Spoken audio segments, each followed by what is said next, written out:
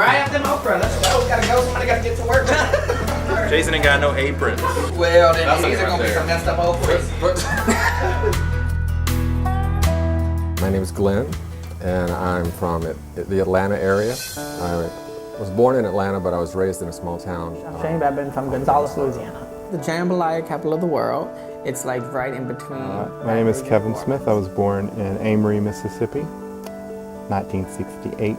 My name is Troy. I grew up in a small town called Greenwood, Mississippi. My name is Jason. I grew up along the country roads of Arkansas. It was really like living in the middle of a cotton field. I grew up in Bossier City, Louisiana. Little small town. People are nice. I love everything about Southeast Louisiana. Everything there is very real. What you see is what you get, whether you like it or not. It made me feel like something's wrong with me. It was just bad. At night, I would get on my hands and knees next to my waterbed, I remember, and pray that God would change me. My whole experience was just big and nasty and ugly. I felt like I stuck out, definitely.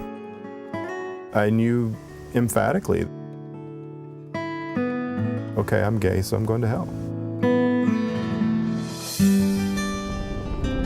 We all left our small hometowns behind and headed west for a new life in Los Angeles. I have to say I would not go back to live in the South. It can be a home, and then it can also be something you need to run from. I remember thinking, I am not like these other boys. When I told my mom I was gay, the first place she did was run to the priest. I said to her, you say you're still gonna love me, even if I tell you what I'm about to tell you? Now, okay, let's see, here you go. I don't believe God would give you a gift like sex, which is an amazing thing, and then say you're not allowed to do it. That's just unacceptable. My mom wanted to know everything about sex. And What? I was like, don't ask or I'm gonna tell you. And Right. I told her and she was like, oh, I didn't want to know that. And I said, I'm very offended because you don't ask my other sisters Yeah, what they do yeah. in bed. She goes, well, I know what they do. I said, no, you don't. I know what they do and you would be shocked. I wonder if I'll end up, living in a house with a boyfriend. We first moved to a little small apartment. It was like 2 rooms, but that's all we could afford at that time. And that was our first home. But then when we went in, he had made this card for me, and it meant a lot. It says, welcome home. Love, Jason. That's what I wrote in my journal. I want the fairy tale.